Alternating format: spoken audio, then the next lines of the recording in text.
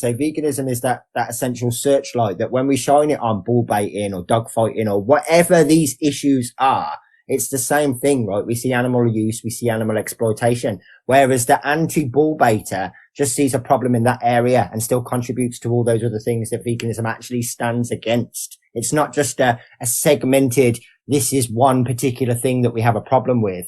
There's a problem across the board. All of it's wrong.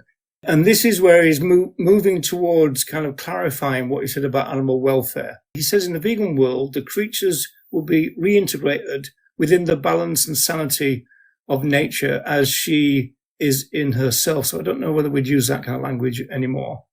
A great and historic wrong whose effect upon the course of evolution, we always talked about evolution, especially moral evolution, would be righted. So basically saying that veganism can fix everything, right? Which came to be their position. That if you've got a problem, the answer is veganism. Yeah. And then he said, to clarify the thing about welfare, in this light, veganism is not so much welfare as liberation. And then he clarifies what that means. Liberation for the creatures and liberation for the mind and heart of man. You've really got to kind of understand how the argument is unfolding with Cross to be able to really understand it. No point in taking odd lines out, really, although we're all guilty of it, I know, but there's no point in doing that. Or at least if you take an odd line, you've got to say, you've got to read everything else to put it into context. Yeah, of course. And then finally, he goes into this bit about, because he does have some flowery language, isn't it? You know, veganism is in truth an affirmation of where love is, exploitation vanishes.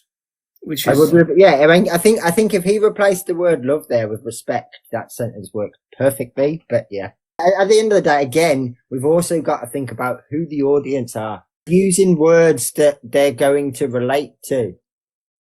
That's why I personally think that it was once upon a time just one essay and he just changed bits to make it presentable for that audience, and the vegans got what he wanted the vegans to see. Yeah, well, I suppose it's inevitable, really. I mean, we're talking about a groundbreaking idea here. When we looked last time about his kind of literature review, he was going, over a couple of years, the idea of veganism got bigger and bigger and bigger and bigger. And he even used a line, didn't he? We're far away now from the idea of a non-dairy vegetarian. Yeah. We've left all that behind now. We've now got veganism instead.